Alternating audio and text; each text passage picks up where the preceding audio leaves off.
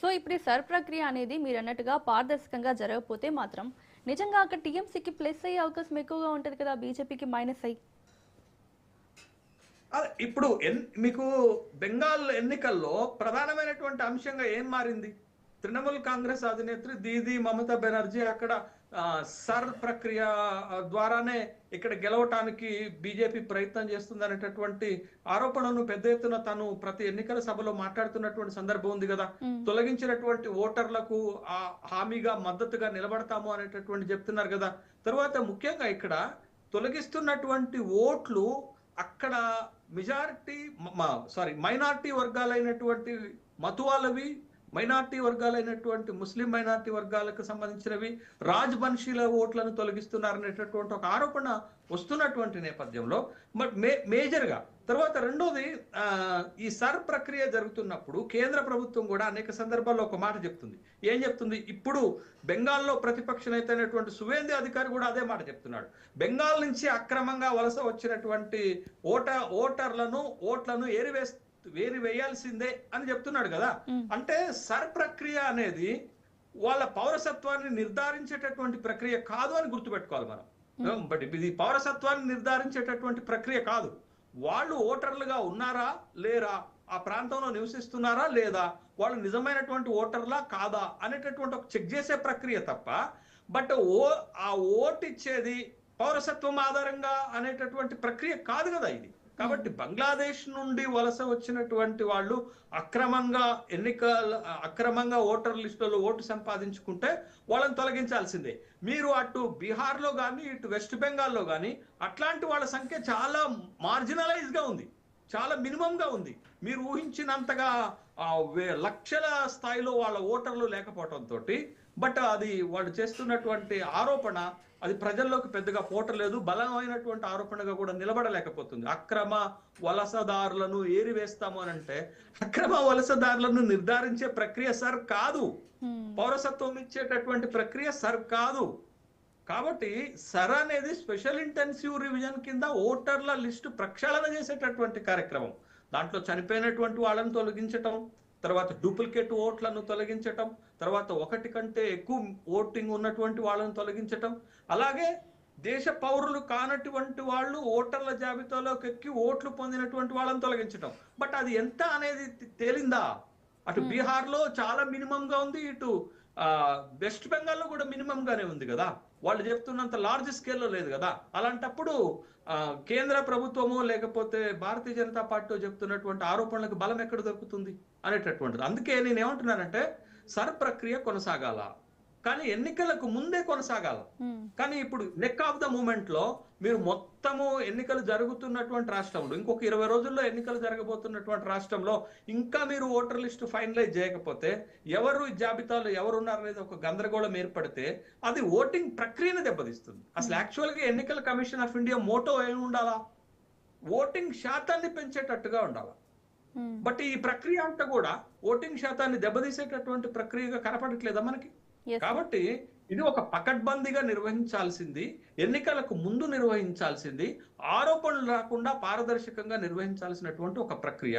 కానీ అటు బీహార్లో కానీ ఇటు వెస్ట్ బెంగాల్లో కానీ ఆరోపణలకు తావిచ్చే విధంగానే ఎన్నికల కమిషన్ ఆఫ్ ఇండియా ఈ ప్రక్రియను చేపట్టింది అనేది వాస్తవంగా కనపడుతుంది. ఇప్పుడు మీరు 27 లక్షలు తొలగించినా, వెస్ట్ బెంగాల్లో 30 లక్షలు తొలగించినా వస్తున్న ఆరోపణలకి ఎలక్షన్ కమిషన్ ఆఫ్ ఇండియా దగ్గర ఉన్నటువంటి సమాధానం ఏంటి? ఆ సమాధానం పారదర్శకంగా ఉండాలి, ఆ సమాధానం సహేతుకంగా ఉండాలి అనేదే ఇక్కడ. టిఎంసీ ఆరోపణ చేస్తున్నట్టుగా కొన్ని వర్గాల ఓట్లను, టిఎంసీ ఆరోపణ చేస్తున్నట్టుగా వాళ్ళు బలం ఉన్నటువంటి ఏరియాలో పెద్ద ఎత్తున ఓట్లు తొలగిస్తున్నారంటే, బట్ జాబితాను చూస్తే వాళ్ళు ఇచ్చినటువంటి ప్రాథమిక రిపోర్ట్ ను చూస్తే ఆ విధంగానే కనపడుతుంది. మీకు ముర్షిదాబాద్ లో ఓట్లు తొలగించటమైనా, లేకపోతే ఉత్తర పరగణ జిల్లాల్లో ఓట్లు తొలగించటమైనా, మాల్డాలో ఓట్లు తొలగించటమైనా, లేకపోతే మతువాలో ఓట్లు తొలగించటమైనా, ముస్లిం మైనార్టీలో ఓట్లు తొలగించటమైనా, రాజ్బంషీలో ఓట్లు తొలగించటమైనా ఆ ఆరోపణలకు బలం చేకూరుస్తుంది అనేది వాళ్ళు ఇచ్చినటువంటి ప్రైమరీ రిపోర్ట్ను బట్టి తెలుస్తుంది. కాబట్టి బట్ అట్లాంటి ఆరోపణలు రాకుండా సర్ ప్రక్రియ మిగతా రాష్ట్రాల్లో కూడా కొనసాగాల్సిన అవసరం ఉంది. ఇప్పుడు ఏప్రిల్ నుంచి మన తెలుగు రాష్ట్రాల్లో ప్రారంభమవుతున్న ప్రక్రియ కూడా పారదర్శకంగా ఉండాలి, జవాబుదారీతనంగా ఉండాలి. పకడ్బందీగా ఉండాల్సినటువంటి అవసరం ఉంది. Yes sir. సో ఈ సర్ ప్రక్రియ ద్వారా సరైన ఓటర్లు ప్రభావితం అవుతున్నారంటారా? ఈ నిజంగా డూప్లికేట్ చనిపోయిన వారి ఓట్లు మాత్రమే తొలగించబడుతున్నాయా? అంతే. ఇప్పుడు వాళ్ళు ఇచ్చినటువంటి రిపోర్ట్స్ లో మనం చూస్తే మొత్తం తొలగించినటువంటి ఓట్లలో మెజారిటీ ఓట్లు చనిపోయినటువంటి ఓట్లే కనపడుతున్నాయి మనకి. చనిపోయినటువంటి ఓట్ల తర్వాత అడ్రస్ దొరకనటువంటి ఓట్లు లక్షల్లో కనపడుతున్నాయి. అంటే వలసపోవటము లేకపోతే అక్కడ ఉండకపోవటము అనేటటువంటి ఓట్లు ఎక్కువగా కనపడుతున్నాయి. థర్డ్ స్టేజ్ లోకి వచ్చరికి ఏం కనపడుతున్నాయి అంటే డూప్లికేట్ ఓట్లు కనపడుతున్నాయి. మనకి ఈ మూడే మేజర్ పార్ట్స్ కనపడుతున్నాయి తప్ప, బట్ కేంద్ర ప్రభుత్వం ఆరోపణ చేస్తున్నట్టుగా అక్రమ వలసదారులు ఓట్లు సంపాదించి వాళ్ళు లార్జ్ స్కేల్లో ఉన్నట్టు ఎక్కడా మనకి కనపడట్లేదు. కాబట్టి బట్ ఈ ఈ ఈ ప్రక్రియలో ఎక్కువగా మనకు కనపడుతుంది ఏంటంటే చనిపోయినటువంటి వాళ్ళ ఓట్లే ఎక్కువ కనపడుతున్నాయి. వాటిని తొలగించడంలో ఏ పార్టీకి అభ్యంతరం ఉండదు.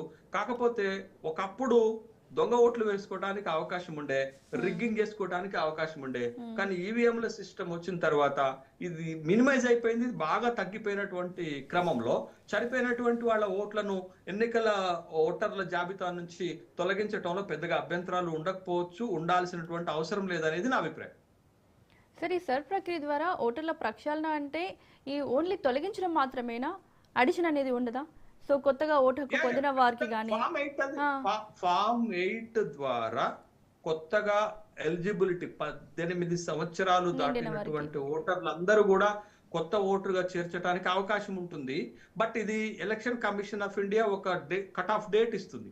ఆ డేట్ లోపల అప్లికేషన్ పెట్టుకున్నటువంటి వాళ్ళకి మాత్రమే కొత్తగా ఓటర్లు నమోదు చేసుకోవడానికి అవకాశం ఉంటుంది తప్ప ఎన్నికల చివరి దాకా అంటే అక్కడ లోకల్ బాడీస్ ఉంటాయి, కలెక్టర్స్, తర్వాత బిఎల్ఓస్, వీళ్ళ ఆధ్వర్యంలో కొత్త ఓట్లను చేర్చుకునేటటువంటి ప్రక్రియ కూడా ఉంటుంది. బట్ ఈ సర్ ఇంటెన్సివ్ కిందకి అది రాదు. బట్ దానికి ఒక స్పెషల్ యంత్రాంగం, జిల్లా యంత్రాంగమే కొత్త ఓట్లను చేర్చుకునేటటువంటి కార్యక్రమం ఉంటుంది.